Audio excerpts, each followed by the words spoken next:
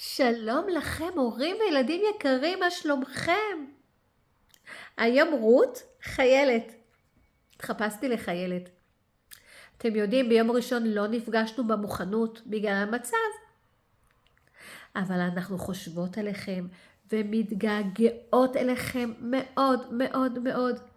אז אמרנו, מה נעשה כדי להרגיש יחד איתכם בלב? אתם איתנו ואנחנו איתכם. לכן הכנו לכם דף משימה שתראו אותו בטלפון. בדף תראו שיש 9 תחנות.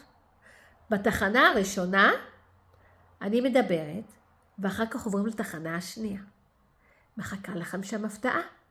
ובתחנה השלישית עוד הפתעה, וכך הלאה, ברביעית, בחמישית, בשישית, בשביעית, בתשיעית, ובסוף התחנה התשיעית.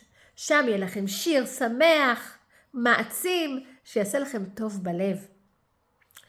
אני רוצה להגיד לכם שבטח בבית התחפשתם ונהניתם וחגגתם את חג פורים. אתם תוכלו לשלוח לנו בקבוצה תמונות שלכם, מחופשים.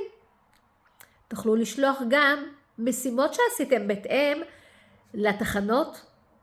כל תחנה, אל תשכחו שאתם יכולים לפתוח, ללחוץ על הסמל, ומחכה לכם הפתעה כמו שאמרתי.